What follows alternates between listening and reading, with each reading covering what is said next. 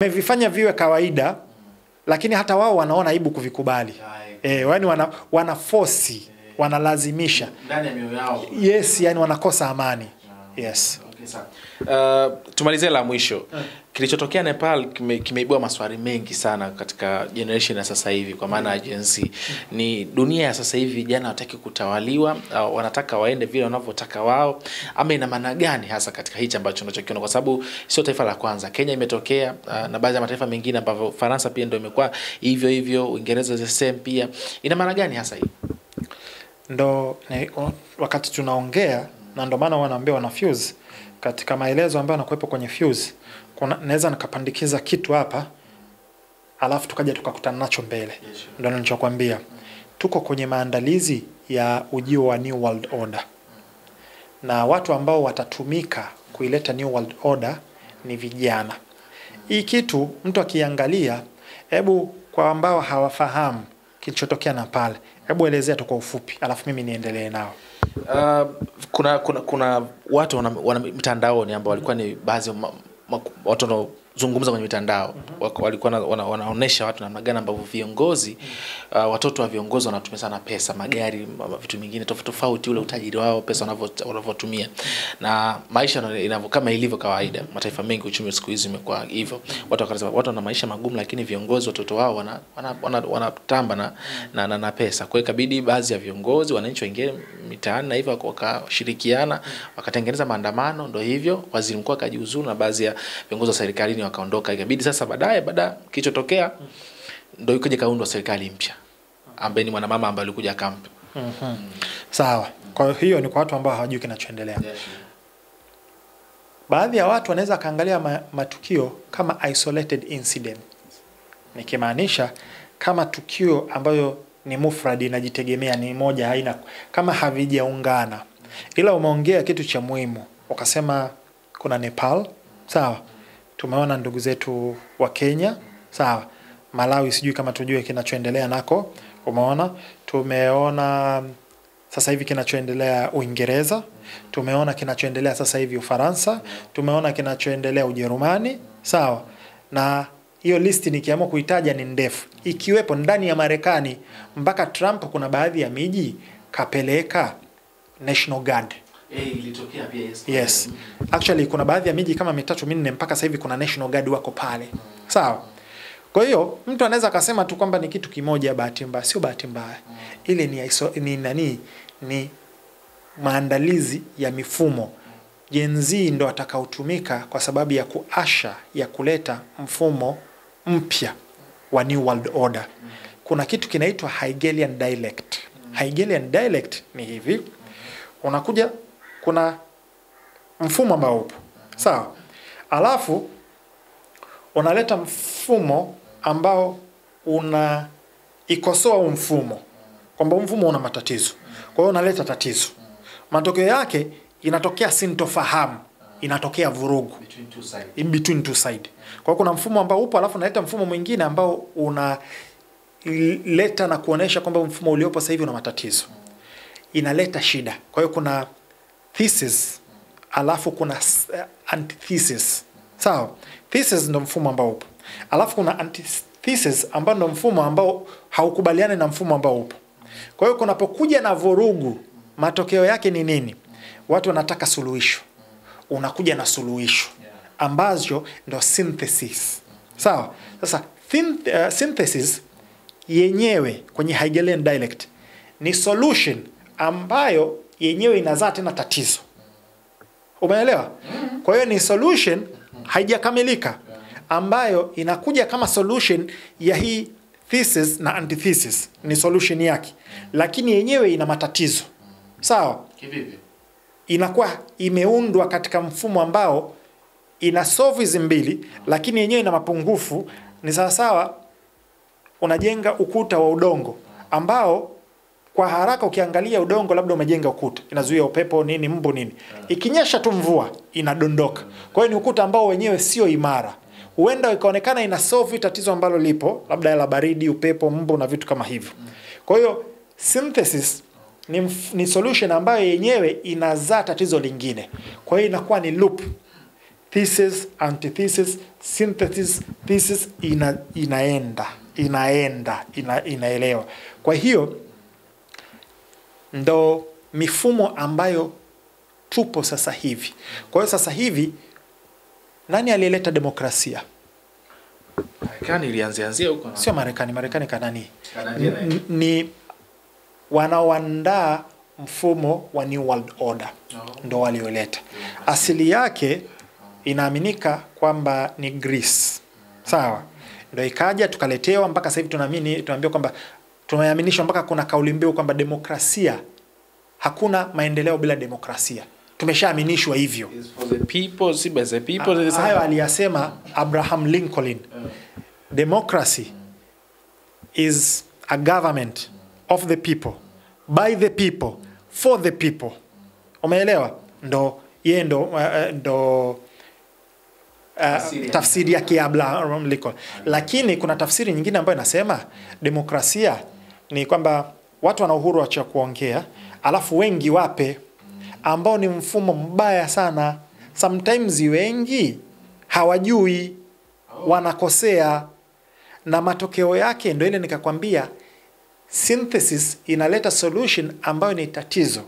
Mtu yoyote ambaye ni kinara wa kuongea, ana ulimi mkali, ana uwezo wa kuwasway, kuwashawishi wengi wakamuunga. Umeelewa? Kwa hiyo ni mfumo ambao wenyewe una matatizo. Ni mara ngapi ambao tumeshaona labda mapinduzi yanatokea au uchaguzi unatokea, aliyekuwa rais fulani katolewa, aliyekoongea fulani katolewa, alafu anaingia huyu ambao watu wana matarajio naye makubwa. Kumbe ndo anakuja kutokea tena ndo bogus zaidi au ndo mbaya zaidi kuliko waliopita kule. Kwa sababu gani? Waliweza kuwashawishi wale wa simply because ana uwezo wa kuongea. Kwa hiyo moja ya taswira, kuna tafsiri kadhaa za demokrasia ni kwamba wengi wapi. Hiyo ilitokea Libya kwa Afrika. Na sio Libya tu. Sehemu nyingi tu ilitokea. Kwa hiyo haya matukio unaona jenzi haya yapo. Mfano waliomondoa madarakani Gaddafi ni jenzi. Sawa. Sasa watu wanashindwa kujua kwamba hii ni Arab Spring 2.0. Kama una uwezo kawa na ufahamu wa Arab Spring, ni nchi za Kiarabu kuliepuka na something kama jenzi. Maandamano yaliyokuwa yanabadilisha viongozi wa kipindi hicho. Yalipita Tunisia, yakapita Cairo, yakamtoa Hosni Mubarak aliyekuwa rais yule, wakamleta kipindi kile waliingia the Brotherhood wale, na ikazunguka kwenye miji mingi. Sawa. Sasa ile ilikuwa ni Arab Spring katika nchi za Kiarabu kwa sababu ya kuweka viongozi ambao ilikuwa ni either kiongozi ambao kwa madarakani, haijalishi ni mfalme, ni rais, sijui nini, ukubaliane na mfumo wa New World Order. Usipotaka sisi tunakuletea Arab Spring, unapigwa chini, tunamweka mtu tunayemtaka sisi. Kwa hiyo sasa hivi ndio inakuja sasa katika hizi nchi zingine. Gen Z wameshakuwa programmed. Unajua Gen Z wa sasa hivi ni watu wa kwenda kwa trend, ni watu wa kwenda kwa mihemuko, sio wote, lakini asilimia kubwa. Wamekuwa programmed vizuri sana kwa zaidi ya miaka 30. Unajua sasa hivi Gen Z, unajua mpaka inasikitisha. Juzi Netanyahu katoka kuongea, alikuwa anaongea na viongozi wa Marekani. Nyinyi mna simu, akasema ndio. Hivi unajua hizo simu ni mali ya zimetoka Israeli. Teknolojia zenu zimetoka kwetu. Kuna makampuni kama Palantir ambayo hawayajui na mambo mengine. They control. Yani leo hii DJ Sma, psych profile yangu, wananijua mimi nje ndani. Simu nilionayo hii, sawa? Muda wote mic iko on, wanasikiliza wanachokitaka. Hizi kamera wanazicontrol wanavyotaka. Wakiingia kwenye Instagram yangu, picha ninazo like, picha ninazo post, zinawezesha algorithm zao kuweza kunifanyia psych profiling. Wanazipata. Wanajua mimi nikitoka hapa naenda sehemu fulani, naenda route nzima kwa kutumia map wanayo. Sawa? Wanaangalia nimenunua nini, nakula nini, nafanya kila kitu. Wanayo profile ya DJ Sma nzima. Kwa hiyo wanajua jinsi ya kuminfluence. Wakitaka kumtumia honey trap ni kutumia mpenzi kwenye ujasusi ili kupata information. Kwa hiyo akitaka kumtumia anthropolojia Asma anapenda mwanamke wa aina gani, yukoje, nini. Kwa hiyo psych profiling ya Gen Z wanajua jinsi gani ya kuwatrigger na kuwachezesha, ni maneno gani ambayo jinsi ya ndio maana unakuta kama nilivyokuambia hizi nchi zote ambazo zipo sio isolated incident, ni maandalizi wanajua yanafanyika kwa sababu ya kuelekea kwenye new world order. Lakini uone kama ni kitu ambacho kinatumika kuamsha viongozi, kwa sababu ukiangalia sometimes kama inavyotajwa, lakini labda kuna baadhi, so wote, lakini kuna baadhi ambao unaona kabisa kwamba viongozi namna wanavyoongoza ama hizi nchi, unaona kuna matatizo pia. Unachosema ni kweli. Viongozi wameplay a very big part kwa sababu ya ufisadi wao, uongozi mbovu, matumizi mabaya ya madaraka. Ni kweli kabisa. Ila siri ya upande wa pili wasichokwambia, watu ambao ndo wanaongoza hizi nchi wanataka viongozi mafisadi ili waweze kuwa control. Hebu naomba nikuulize, Afrika kuna kiongozi gani ambaye amenyooka anafanya kazi inavyotakiwa? Afrika kidogo labda Kagame nafuu kwa wananchi wake, lakini sawa. Yupi mwingine ambaye labda uenda ukaona kwamba anakubalika sasa hivi Afrika, anapambania maslahi yao nini? Seven somehow kuna vitu alikuwa anakataa, lakini I don't know, kuna kipindi watu wanasema kwa nini anaendelea sana kugombea wakati umri ushaenda. Sawa. Kuna huyu anani unamuonaje? Nani? Wa Burkina Faso. Traore. Unamuonaje? Anakubalika hizo. Anakubalika. Kwa unavyosikia na unavyoona, unaonaje uendeshaji wake wa nchi yake, unauonaje? Anaendesha vizuri, lakini kuna sema ameegemea. Okay. Yeah. Gaddafi ulikuwa unamuonaje uendeshaji wake wa nchi? Alikuwa vizuri. Unafahamu jinsi raia wa Gaddafi walikuwa wanaishi chini ya utawala wake? Maisha yalikuwa mepesi, rais alikuwa kuwasaidia na nini. Aliapia akasema, mimi wala wazazi wangu hawatakuwa na nyumba mpaka kila raia wa Libya awe na nyumba. Nyumba ilikuwa bure, masomo yalikuwa bure, elimu ilikuwa bure, aidha ndani ya nchi au nje ya nchi. Sawa, ukimaliza shule unapewa hela za kuanzisha maisha. Hela ile ilikuwa inapatikana kwenye mafuta, ilikuwa inapigwa pass, watu wanagawana, wanaekewa kwenye benki account zao, unaona. Kwa hiyo walikuwa naishi maisha mazuri. Kwamba nataka nikuulize swali. Unajua mfano ambao tunauzungumza sisi, like kama Tanzania kama umeshia kutokea. Kwa sababu kuna viongozi ambao walisha kutokea hapa Tanzania wakapendwa sana na wananchi, lakini still bado walikuwa wanapingwa. Wakatokea viongozi ambao kuna namna waliweka vitu sawa, lakini still na wenyewe pia wanapingwa, the same story. Sma, kwa nini tunapokuja sakata la kuhusiana na siasa za Tanzania na vingine vyote hivi umekuwa sio mtu wa kuvizungumzia hasa? Na watu kama nyinyi wanategemea, kwa sababu mnauelewa mpana, mtoe pia na maoni yenu na nyinyi pia. Kwa nini kwenye hili umekuwa nyuma sana? Sawa, nitajibu swali lako la sasa hivi, lakini nataka nimekuuliza haya maswali makusudi. Ni kwamba au baadhi ya viongozi niliokutolea kama Gaddafi, kama Traore na baadhi wengine ambao walikuwa naongoza vizuri, mashirika ya kimataifa na nchi za Ulaya zilikuwa ziwapendi. Umeelewa? Na kuwapinga na kuwekea vikwazo na kuwachafua na kila kitu. Lakini nchi zingine ambazo viongozi wao walikuwa wanajulikana ni waovu, umeona. Alikuwa rais wa Burkina Faso ambao wana uranium, ni namba 8 duniani kwa uzalishaji wa uranium. Alikuwa anauza kwa chini ya $1, wakati thamani yake duniani ni takriban $200. Sawa. Ulishasikia hizo nchi zikimpinga, zikimfanya nini? Hazikuwahi kufanya hivyo. Kwa hiyo hizi nchi na huu mfumo ambao unaendesha dunia unapenda viongozi mafisadi. Umeelewa? Ndio maana mpaka leo hao viongozi asilimia kubwa wako na wanafanya wanachokitaka, kwa sababu wanajua hizi mashirika haya makubwa na watu wanaorun wanatuhitaji, kwa sababu wanawapa dili ambazo ni favorable kwao. Umeelewa? Kwa hiyo hicho ni kitu ambacho lazima tuelewe, na kuna makala ambayo nishai kutoa, silaha wanazozitumia wakoloni ni vitu viwili. Wanatafuta sifa kuu hizi mbili. Ya kwanza, kiongozi ambaye ana kiu ya madaraka, ana uchu wa madaraka. Cha pili ni mtu ambaye ni fisadi, anapenda maisha mazuri, anapenda hela. Ukishakuwa na sifa hizo, watakuandaa, watakuweka kwenye madaraka.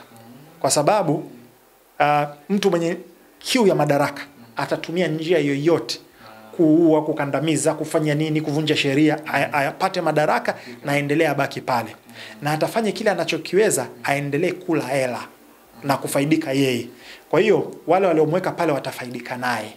Lakini mtu ambaye kanyooka hivi, umegusia kwamba hata hapa karibu tulikuwa tuna kiongozi ambaye asilimia kubwa ya raia walikuwa wanamuona amenyooka, anapambana, lakini kapigwa vita.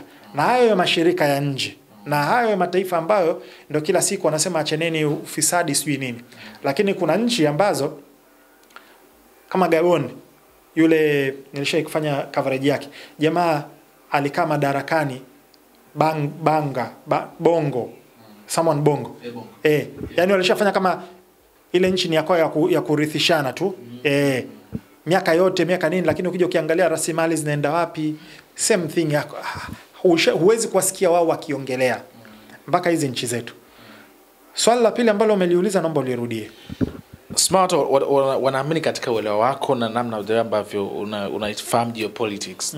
Napokuja swala la Tanzania, hatusikii sana ukizungumza hasa namna mambo yanayoendelea hapa Tanzania kuhusu kama swala la politics maana siasa. Kwa nini umekuwa sio mtu wa kuzungumza vitu vya ndani kwenye taifa lako? Kwa sababu mimi nina mtazamo tofauti na asilimia kubwa ya wenzangu, na nina mifumo tofauti ya kudeal na baadhi ya vitu tofauti na wenzangu.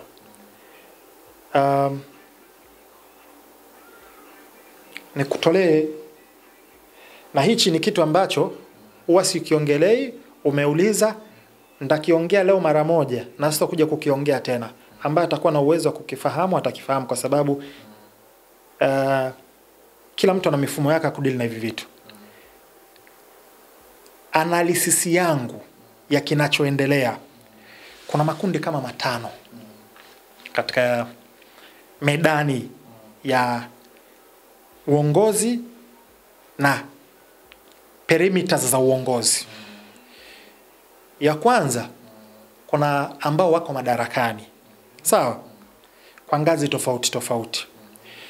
Wapo ambao wako madarakani wanataka kuendelea kubaki madarakani.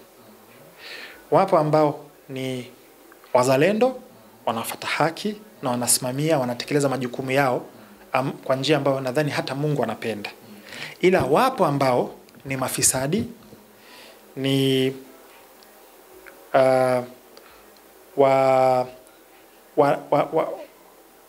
nitumie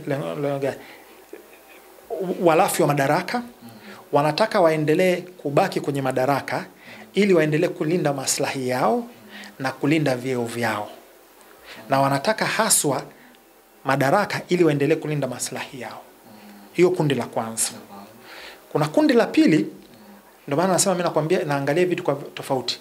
Kuna watu ambao wako ndani ya uongozi, lakini hawapewi nafasi ambayo wanaamini wanapewa. Na wale ambao wako kwenye madaraka alafu wanakula keki peke yao. Kwa hiyo hawa wako ndani, wanaona kwamba wale wanakula keki peke yao na wanaiona keki ile pale, ila hawakaribishi kwenye ile meza ya kula ile keki. Kwa hiyo wana mind, wanataka ile keki. Ila kwa vile wako ndani wanashindwa kufurukuta kwa sababu wako ndani, waenda wakafukuzwa. Kwa hiyo matokeo yake wanashirikiana na walio nje kuwapa baadhi ya siri zilizoko ndani zinazofanywa na walaji. Mlaji ni mtu fulani, nyuma yake kuna mtu fulani, mraji ni kitu fulani. Hao wa pili, kundi la pili. Alafu kuna kundi la tatu ambalo wako nje ya ili duara la uongozi. Wako nje, either walifukuzwa, walikuwa ndani, wametolewa humo ndani, kwa hiyo ni wakale kama wanavyokula hawa walioko ndani, ila wametolewa. Hawa ni sawa sawa na kundi la pili ambao pia nao kwa vile wanajua mifumo na kila kitu, wanatoa ili kupambana na wale wanaokula peke yao. Alafu kuna kundi la 4 ambalo ni baadhi ya watu, either binafsi au familia au baadhi ya biashara, ambao hawako kwenye mfumo, ila walifanyiwa kitu kibaya na walioko madarakani, either na mtu ambaye ana madaraka, either na kiongozi, au either na watu ambao wana nguvu pale kwenye mfumo,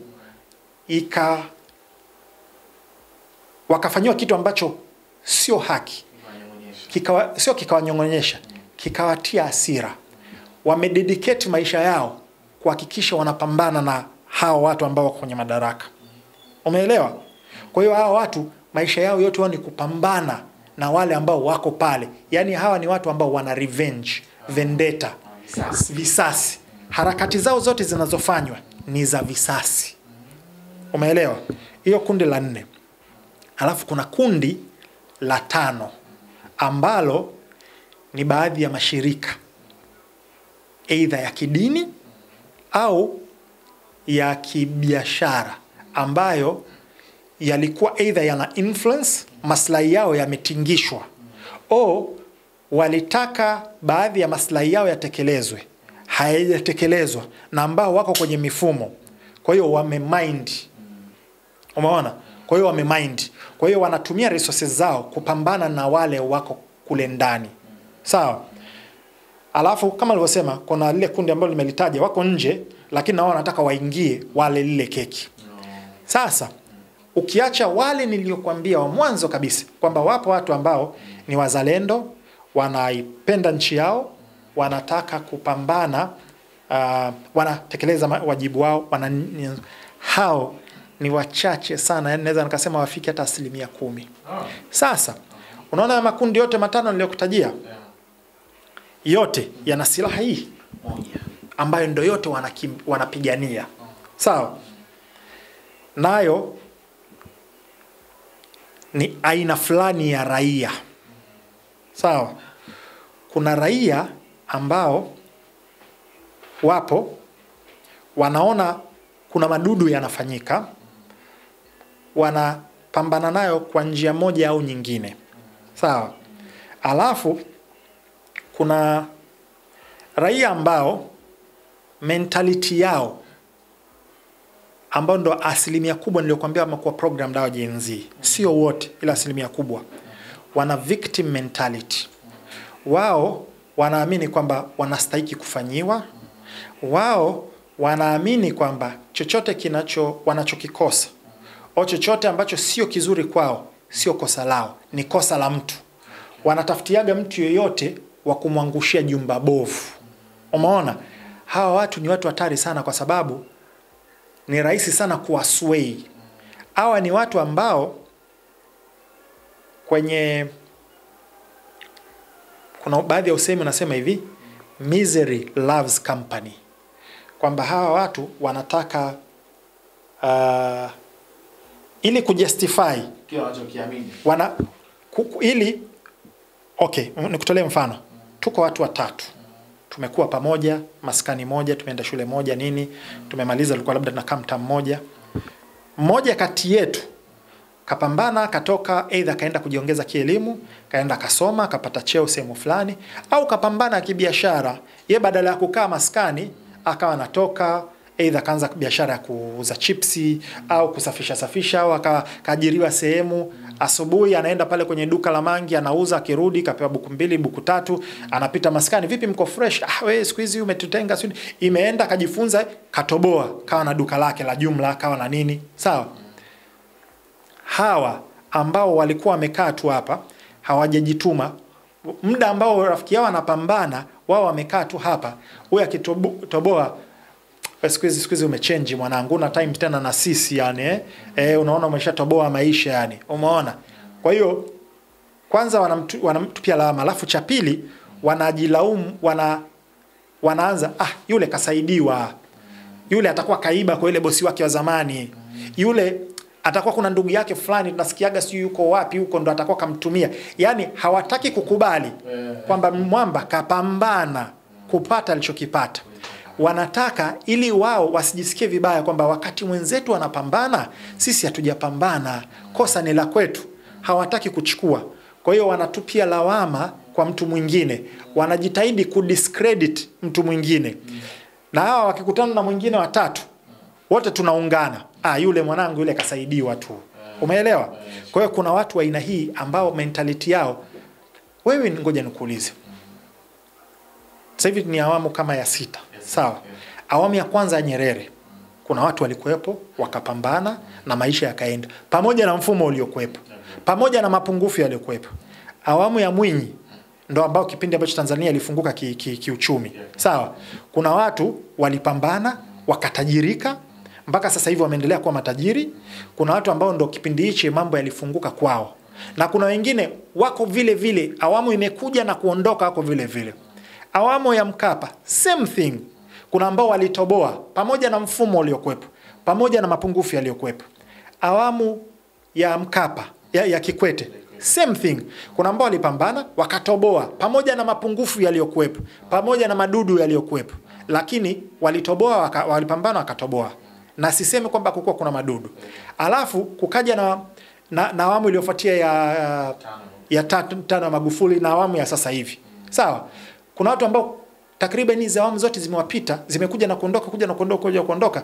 Kazi yao ni kukaa kulalamika kwamba awamu waliopo wana mapungufu, kuna nini, serikali bla bla bla. Sawa? Tunasubiri awamu nyingine inayokuja itakuwa bora. Walisema hivyo wakati kwa Mwinyi, wakasema atakayekuja atakuwa bora. Kaja aliyekuja wakasema huyu naye anazengua, atakayekuja atakuwa bora. Umeona? Kwa hiyo hawa raia wa aina hii ni wabaya sana. Ni watu ambao ni rahisi sana kuwasway kwa sababu wanatafuta mtu tu wa kumwangushia lawama. Ukishamuonesha yule smart ndo afai, basi la jumba bovu lote wanamwangushia smart. Kwa hiyo unaona haya makundi yote matatu, silaha yao kubwa ni huyu raia. Kwa hiyo wanapambana kumkamata akili ya huyu raia. Atakayefanikiwa kuwasway, kuwapeleka, unakumbuka nikwambia mambo ya demokrasia kwamba wengi wape. Kwa hiyo atakayekuwa na ulimi mkali kuweza kuwashawishi hawa ndo atakuwa ana nguvu. Umeona? Hawa watu wapo ambao wanaongea kwa kauli za kizalendo, za kuonesha mapungufu, kuwaumbua watu na kufichua na kila kitu. Lakini dhamira yao, kuna ambao ni kwa sababu wamenyimwa keki, wapo ambao wana kisasi binafsi kwa sababu walifanywa kitu fulani kule. Kuna ambao wanaitaka ile nafasi. Wewe sasa hivi unapiga kazi nini? Kuna yule jamaa ajui, kwanza ajui hata kushika mic yule. Sio nini? Anataka ukipigwa chini tu wewe, yeye ndo aje aichukue hii. Umeona? Anaweza kusema ile channel ambayo anaifanyia kazi haina issue yoyote. Ila akiambiwa tu kuna kazi, first end wa kwanza kuja kuichukua hiyo nafasi. Kwa hiyo kuna watu wa aina hiyo. So hawa ndo watu ambao, ndo maana mimi naangalia kuna watu wengi wanapigania vita vya watu. Ndo maana mimi nimekaa naangalia, nasikitikia kwamba na naomba nieleweke kitu kimoja. Nimesema watu wanapigania watu, huenda wakasema wewe smart hajakukuta. Sio kweli. Nitakutolea mifano mitatu tu ili uelewe. Alafu nitakuonesha madudu mimi nishakutana nayo mengi sana. Nitakutolea mfano wa kwanza. Niliibiwa simu. Nikaenda hii issue ishakuwa solved. Lela natoa ili watu wajue kwamba jinsi nilivyokutana na madudu na jinsi nilivyodeal nayo. Niliibiwa simu. Nikaenda nikatoa ripoti kwenye kwa polisi. Nikapewa mpelelezi. Yule mpelelezi akawa anataka ili kuanza kutrace na nini lazima nitoboki. Nadhani unaelewa nikisema ni lazima nitoboki. Yes. Nikamwambia vipi wakati kuna utaratibu hapa? Nilivyomwambia tu hivyo akanibadilikia. Nikawa nikienda pale hata sangine aniangalia banda kesi yake bado sio nini. Mimi tofauti na wale ambao wanakaa wanaanza kulaumu na aidha kuangusha jumba bovu au kujustify mapungufu yao. Nikasikilizia, mimi niko very strategic. Kama miezi 8 ikapita.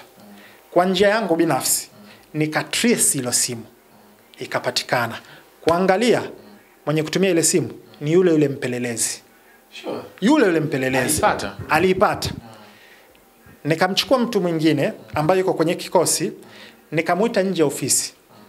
Tukamwambia sikiliza, mimi sina shida na wewe. Wewe mpaka umeipata hiyo simu, ina maana yule mwizi wangu unamfahamu. Mimi naomba uniletee yule mwizi wangu, sina shida na wewe. Akaambia bana nipe muda sio mara akaanza kuingia kushoto akajibu simu ana nani. Sikupaniki, sikupiga makelele, sikufanya chochote. Nikaenda kwa mkuu wa kituo, nikatoa taarifa. Ilikuwa ni Ijumaa nakumbuka. Akaniambia basi njoo Jumatatu. Nikaenda Jumatatu. Nadhani walishawasiliana, unajua mkuu wa kituo aliniambiaje? Kwa sababu simu yako, akaniambia simu yako iko store. Unachukua uchukui? Nikamwambia sichukui. Bro, mimi sinyenyekei, mimi ninamuogopa Mungu na aliumba mbingu na ardhi. Kwenye haki siogope mtu una cheo gani. Nikamwambia sichukui. Nikaendelea na mapambano yangu. Katika pita zangu nakumbuka ilikuwa ni European Union. Nikakutana na ACP. Ni cheo kikubwa sana katika vya polisi. Tukafanya kazi vizuri, wakapenda kazi yangu. Na alikuwa ni mama. Sio nataka kumtaja jina kwa sababu kesi imeisha. Naitolea kwa sababu ya watu waelewe jinsi nilivyokutana na majanga na jinsi nilivyodeal nayo. Basi nikamwambia nyinyi unajua mnafanya kazi nzuri. Hapa ilikuwa ni issue ya ukeketaji na unyanyasaji wa kijinsia. Nilikuwa na watu wa madawati. Nikamwambia mnafanya, lakini unajua kuna wenzenu huku chini wanawaharibieni, imekuaje? Akasema hii sio sawa, chukua namba yangu. Kachukua namba. Huyo peke yake nimemfuatilia miezi 4. Ndo akaja akaniambia nenda pale kamtafute staff officer. Staff officer ni kama HR upande wa jeshi. Nikaenda kwake, nikampa maelezo. Akaniambia kaandike barua. Nikaenda nikaandika barua. Unaona ninapofuata utaratibu. Nikaleta. Nikaeleza maandisho mpaka mkuu, na kwa bahati mbaya nakumbuka nilikosea. Kuna herufi moja ukikosea ya cheo cha mkuu wa kituo, nikakosea herufi moja ambayo ikamweka cheo cha mkuu wa wilaya. Umeona? Kwa hiyo ikaenda pale. Ilivyoenda pale na maelezo yote, akaniita mkuu, akaambia kwanza mbona unanisingizia kesi? Nikamwambia hapana, hapo nimekosea, niko radhi kuandika hapo. Hakuichukulia personal. Nadhani he was a smart person. Akaitwa yule bwana ambaye ndo mpelelezi wangu. Alikuwa kashahama yuko kituo kingine. Hivyo unajua kwamba mpelelezi naye anayekiaga mpelelezi. Mimi ndo nikajifunza. Kesi ikachukuliwa kwa staff officer, wakaekewa kikao, mpelelezi akaekewa mpelelezi apeleleze kwa sababu wana code of conduct. Inatakiwa mpelelezi au mtu kwenye jeshi la polisi kuna code of conduct ambayo unatakiwa ufuate. Akaanza sasa yeye kesi yake inasikilizwa, anapelelezwa kama mhalifu. Ulimkamata, ilikuwaje? Kwa nini ukutoa ripoti? Umeichukua, je unatakiwa utumie kidhibiti? Hapana. Kwa nini ukikiweka pale? Kwa hiyo ikaenda. Nikafuatilia kulikuwa kuna rafiki yangu mmoja pale. Akaniita, akaniambia sikiliza, huyu mtu yuko upa zaidi ya miaka 17. Hii kesi imekaa vibaya kwake. Ukimkazia huyu atapoteza mafao na nini na kila kitu, hali yake itakuwa mbaya. Nikamwambia sikiza, mimi anyway sikuwa na nia ya kumharibia. Anirudishie tu simu yangu. Sawa, ile ilikuwa imeshavunjika kiosini. Nataka tu simu nyingine. Akanipa simu nyingine na akanirudisha gharama zangu nilizotumia mimi za kutrace kwa njia yangu nyingine, na tukaimaliza kesi. Fundisho gani ambalo nataka nikwambie? Kwanza nimekutana na majanga, nimekutana na watu ambao wako kwenye mamlaka, wametumia mamlaka vibaya. Sikupayuka na kuingia kwenye mitandao na kupiga kelele na kufanya nini. Nimefuata procedure, ilinichukua zaidi ya mwaka na nusu mpaka nakuja kufuata haki yangu, lakini nilifuata utaratibu. Kwa hiyo mimi nina mifumo ambayo sasa kuna watu ambao ikiwatokea kitu kama hichi wanataka wadili nayo kwa kupaniki na kufanya makorokoro mengi. Mfano mdogo nikutolee. Unaona tulivyokaa hapa studio sasa hivi tunaonekana wawili, lakini kuna watu watatu pale. Tunaweza either mke au hotelini tukaagiza wali nyama ukaja hapa. Tukianza kula tukagundua kwamba chumvi imepungua. Kuna mmoja kati yetu ataanza huyu anapikaje, ajua hata kupika, sio chumvi haiko sawa, sio umepikaje, yani hata uonji utakuwa hujafunzwa huko nyumbani kwenu, mzazi wako atajua maneno mengi. Sawa, mmoja atajili nayo. Mwingine atasema chakula kibaya hichi hakifaa, yani oya tukiacheni mwachieni chakula chake yale. Atataka wote mwache kula. Mwingine ataona hakiko sawa, hatataka kushawishi wengine nini, atanyanyuka yeye mwenyewe kimya kimya ataondoka. Mwingine ataambia dada naomba chumvi, kwamba si chumvi imepungua, naomba chumvi, anaweka chumvi alafu anakula. Kuna mwingine ataenda hatua ya mbele zaidi, atamuita dada vipi fresh, hivi chumvi imeisha au ipo? Huenda chumvi imemuishia, badala ya kwanza kumjaji imeisha shilingi ngapi, basi shika hapa buku mbili nenda katune chumvi faster njoo. Umeona? Chakula kile kile, meza ile ile, watu watano tofauti, kila mtu ana mfumo wa kudeal nayo. Umeelewa? Sasa kuna wale ambao anataka yeye akiacha kula na nyinyi wote au wote mu react. Kuna ambaye kwa hiyo mimi sio kwamba sikutani na madudu, nakutana nayo na deal nayo kwa kutumia akili na kwa kutumia njia zilizonyoka. Huo mfano wa kwanza nimekupa. Nakupa mfano wa pili. Kuna garage moja ilikuwa hapa Mbezi, inaitwa Tokyo Garage. Nilipeleka garage yangu pale, gari yangu pale. Kwa jamaa alikuwa ni tapeli, sijapata kuona. Ukienda hata leo hii Kawe Police kuna mafaili yake. Ukienda Oysterbay Police kuna mafaili yake. Nimeenda nikapambana, yani jamaa magumashi, alafu alinitia hasara, kuna biashara tulifuata. Nikafuata utaratibu wote. Ikaja kugundulika kuna mtu, na sio awamu hii, ni iliyopita. Mtu ambaye yuko Ikulu ndo anamkingia kifua. Kwa hiyo yani kila ukienda pale unakutana na makesi. Ikienda kwenye hivi vituo kuna mtu wa kule juu anamkingia kifua. Umeelewa? Kila ukienda, mimi bro siangalii ni mtu as long ni kwenye haki. Haki huwa inasimamiwa na Mwenyezi Mungu. Ila nikafuata process. Nikaenda kwanza hapa kituoni, nikaona akieleweki. Nikaenda Oysterbay. Alikuwa mkuu wa upelelezi, nikamuelewesha issue. Akanirudisha huku. Nikarudi huko, hamna kilichoeleweka. Nikapambana kwa njia zingine. Kuna mdada mmoja ambaye alikuwa mpelelezi pale, very smart. Alipambana na alivyofuatwa na yule bwana, akamwambia sikiliza, wewe uko kule unamkiingia kifua huyu ambaye anafanya madudu, na wewe nitakuandikia report alafu nitatuma kwa wakubwa wako katika sehemu yako. Jamaa ikabidi anywe kidogo. Umeona? Alafu tukapambana nayo, gari yangu ilitoka, bado namdai hela kadhaa, alinidhulumu vitu kadhaa, lakini at least gari ilitoka baada ya miezi 8. Hiyo ni miezi 8 napambana na hiyo process. Sawa? Kwa hiyo sio kwamba sijakutana na madudu. Nimekutana nayo, nimepambana. Kingine, na hii video iko mpaka kwenye Instagram channel. Ukiingia nani? Parking. Mimi na application. Kila baada ya muda naangalia parking yangu. Huwa haivuki 2000 3000 nalipa. Siku nikakuta 15,000. 15,000 nimepaki wapi? Nikasema okay, labda nilijisahau, nimepigwa faini. Nikalipa. Ndani ya siku 3 nakutana na 18,000. Nikasema haiwezekani. Cheki sasa nilichokifanya. Nikaenda Mnazi Mmoja. Nikatoa ripoti, wakaangalia. Wakasema ni kweli tumeiona, lakini haujaandikiwa hapa. Aliyekuandikia yuko Kijitonyama. Sawa? Sasa cha kufanya, nenda Magomeni kwenye ofisi ya wilayani pale. Kuna watu ambao wanadili na mambo ya malipo na asimamia issue. Nenda pale. Nikaenda. Nikakutana na mshikaji fulani very smart. Nikamuelewesha, alikuwa yuko busy, alipomaliza akanicheki. Akatoa mkeka mzima. Akaanza kufuatilia moja baada ya mbili. Akiangalia picha, akasema hii imechezeshwa. Hichi alichokifanya yule mhusika alikuwa ni mdada. Alikuwa akishapiga picha ya kwanza, alafu anapiga picha juu ya picha. Umeona? Kwa hiyo akihitaji kufikia target yake, anatoa anapiga picha. Yeye mwenyewe aliangalia akajiridhisha, akasema wamefanya huko. Akampigia simu ile kampuni ambayo ilikuwa imepewa isimamie issue. Akaniambia nenda. Nikatoka pale nikaenda pale. Nikatoa report, wakafuatilia, wakasema tupe siku 2 tutakupa jibu. Nikasubiri wiki moja kimya. Nikaenda tena pale. Umeona mimi ninavyofuata utaratibu. Nikaenda pale. Nikakuta mtu mwingine alinijibu kwa dharau sana. Tumeshakulipia deni yako, hamna tena issue nyingine sepa. Nikamwambia issue sio, unafikiri mimi nashinda kulipa 15,000?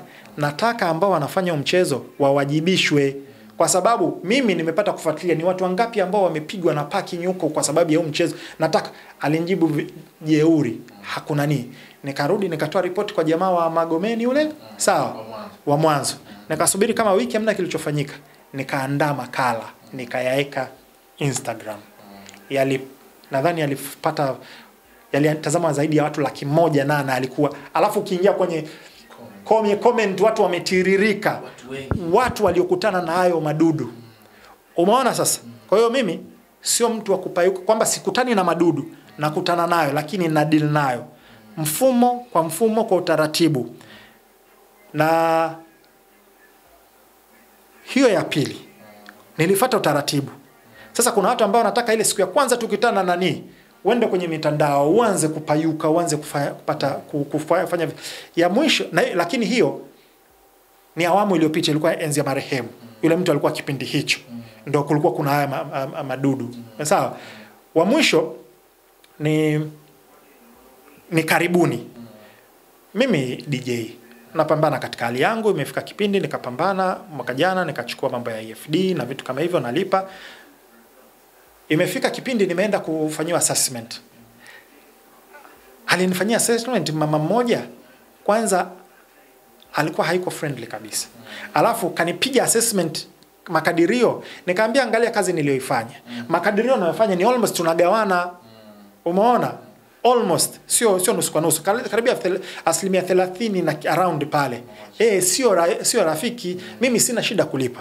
Lakini angalia kazi ninayoifanya. Umeona na nani? Hamna. Ndio hivyo, yani sio akawa haiko friendly. Akamwambia dada, ndio hii hapo nini mprintie. Nikakaa nikafikiria, ilikuwa bado kidogo ni nani? Ni funge kampuni. Nikakaa, akaniambia yule dada mpole akaniambia saini hapa, nikafikiria nikasema hapana. Nikasema ngoja, nikampigia mtu mwingine yuko kwenye mamlaka. Kwa sababu kwenye kazi zangu nakutana, nikamwelewesha. Akasema alichofanya yeye sio sahihi kwa sababu anatakiwa angalie kinachowapelekesha hawa ni target. Kwa hiyo utakuta yeye ana kiu ya hajali hata raia hali yako ikoje. Umeona? Maka alikuwa anasema amtoe TRA, amtoe receipt. Nikamwambia si ndo lengo la kuwa na EFD ni ili ukwepo usionekane nani. Sasa hivi mtu unayo alafu bado unasema hatutoi. Umeona? Na sasa hivi asilimia kubwa mimi nina deal na corporates. Corporates hawataki maneno, yani ni EFD. Umeona? Kwa hiyo nikawasiliana naye akaniambia basi nenda kwa sehemu fulani, nikaenda nikakaa nao tukajadiliana, wakapitia, wakanipa assessment nzuri. Umeona? Lakini hukunisikia nimenyanyuka, nimepayuka. Kwa hiyo nikisema haya nayasema kwamba kuna watu wanasema haya maneno ya kwa nje yanaonekana ni kama mema na kama kutaka flash out uchafu, lakini nia yao sio njema. Nia yao either wanataka madaraka, nia yao either ni personal vendetta, ni kisasi chao binafsi. Umeona? Wana vitu. Sasa raia hawa ambao ndo nimekwambia hawa ambao wakuangushia watu jumba bovu, watajikuta wanapigania vita ambavyo sio vya kwao. By the time wanakuja kurealize wanajuta, na ndio kinachowakuta. Na watu watajaribu unajua watu ni rahisi kusema kwamba labda natetea sehemu fulani. Nimekuwa muwazi sana. Walivyoulizwa baadhi ya raia, kwa nini nyinyi mmefanya maandamano dhidi ya Gaddafi na nini na vitu kama hivyo? Akasema mimi sijui, mimi nimeona watu wamenani na mimi nimepata vibe nimeenda. Umeona? Kwa hiyo kuna baadhi ya raia watajikuta wanapigania vita vya watu. Wale watu sio nia yao wanayoidhihirisha. Na haka ni kamchezo ambacho watu hawakajui. La mwisho. Wewe sasa unavyoamini mfumo uliopo uko sahihi, watu wakae kimya au waongee? Hawatakiwi kukaa kimya. Wanatakiwa kudeal nayo. Tunatofautiana katika jinsi ya kudeal na vitu. Unashauri watu wadili vipi sasa? Nitaongelea mimi siwezi nikamwambia mtu yeye deal nayo vipi. Wewe ni mwandishi na mimi nitasema ninavyo deal navyo mimi. Sawa? Juzi miezi kama nilikuwa niko Dodoma, kulikuwa kuna issue ya haki rasilimali, kulikuwa kuna kikao cha watu wa mipango mipango ya miaka 50 ile, kulikuwa kuna watu wa rasilimali, kulikuwa kuna watu wa uongozi na vitu tofauti. Ilikuwa ni sehemu watu wanakaa, wanajadiliana, wanatoa maoni. Nilienda pale siku 3 kwa niaba ya Afrodad pale. Hizo video mpaka leo ziko kwenye YouTube channel yangu. Nikauliza maswali, nikatoa maoni, nika-engage. Unajua sometimes kuna baadhi ya vitu unaweza ukavisolve kwa ku-engage. Sio kwa kukaa huko pembeni, unalalamika, unasema na nini lakini hau-engage. Kulikuwa kuna issue ya kufunga ya kutunga sheria za Sumatra, ilifanyika JNCC, nilienda. Natumia platform yangu kutoa baadhi ya maelezo, lakini mimi sio mtu kama unakumbuka nilisema kwamba yule akishaona chakula kina chumvi wote tukiacheni tunyanyuke tuanze kupiga kelele au anze kumtukana yule mpishi, madudu yapo. Ni kweli na nimeyataja kwamba nimekutana nayo. Tunatofautiana katika jinsi ya kudeal navyo. Yaani ninachosema kila mtu na akili yake. Kila mtu apambanie haki yake. Nacho washauri tu kitu kimoja. Wastumiki basi. Simwambie mtu achague chama gani, si aende amchague sijui nani awe upande, wewe na akili yako. Nimetoa tu tanabai, usitumike. Kuna watu ambao wamejivisha ngozi ya kondoo, kumbe ni mbwa mwitu. Unatumika wewe, akishafikia malengo yake, wewe huna tena thamani. Umeelewa? Hicho yani naomba watu waelewe. Sitetei upande wowote wala sikandamizi upande wote. Nachoshauri, mtu fanya maamuzi yako kwa maslahi yako wewe. Na hiyo ndio sababu ya DJ Sma kutokuzungumzia mambo ya ndani ya nchi. Kwa sababu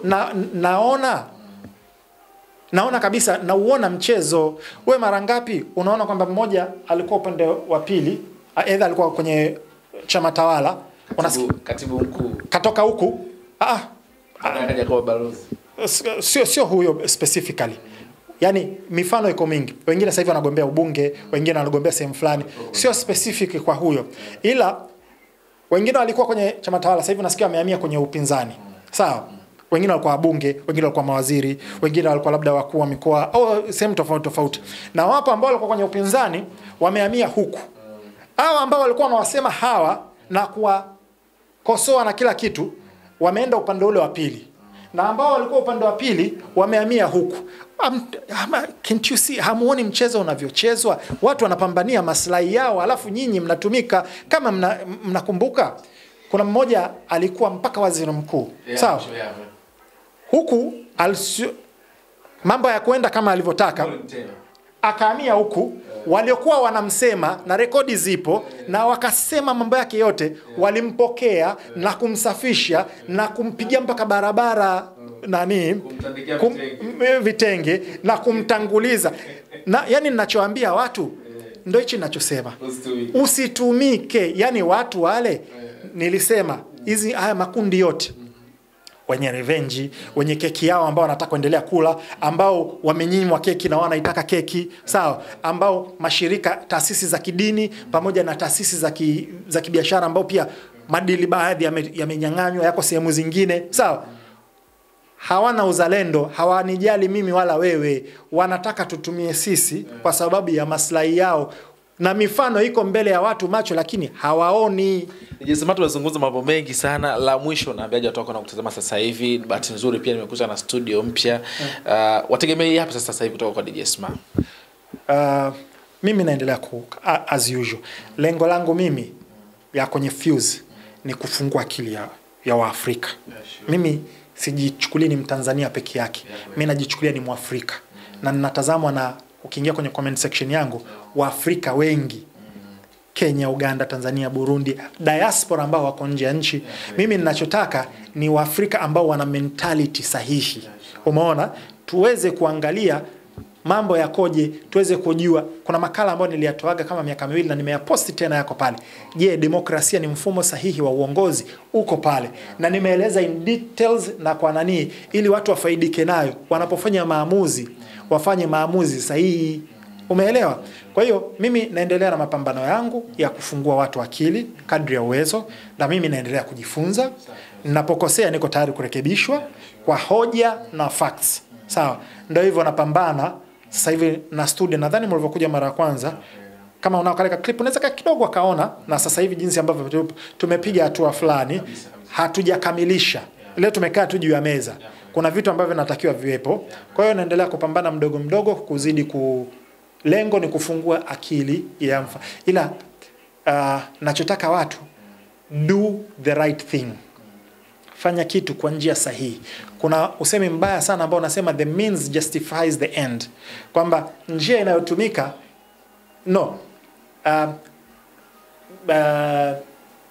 matokeo yanatosha kuhalalisha njia halisi. Hata kama ni kuvunja sheria, hata kama ni kudhuru watu, wako tayari wadhuru ili mradi wafika wanapofika. Do the right thing. Umeona? Ndio hicho ninachoweza kuambia. Na ambao hawajajua makala yangu napatikana wapi? YouTube natumia DJ Sma 255, DJ SMA 255, na Instagram pia. Ila nasisitiza kwa sababu najua kuna watu watakata viclip na kuvitumia ndivyo sivyo. Lengo maelezo yangu nimetoka sababu hii moja ambayo ni wasitumike kwa sababu ya kuadvance maslahi ya watu. Bas. The rest kila mtu na akili yake na matumizi yake. Na nimeonesha kwamba na mimi sio kwamba sijakutana na majanga, nimekutana nayo, nimedeal nayo kwa njia ambayo naamini mimi iko sahihi. Nilikuwa nazungumza na DJ Smart, tumezungumza mambo mengi sana, naamini umejifunza mambo mengi sana. Tumezungumza geopolitics, tumezungumzia mambo ya ndani ya Tanzania na vitu vingine vingi ambavyo pia umejifunza. Imekuwa wakati mwingine ni mzuri sana, na mimi kwa miongoni mwa Watanzania wachache ambao nikikutana na DJ Smart najifunza mambo mengi sana in general. Mimi nikutakie wakati mwema na nikushukuru pia kwa wewe ambao umeangalia kutokea mwanzo mpaka sasa hivi. Mimi naitwa Victor Madahabi, anza kamera alikuwepo Riziki bwana. Asante.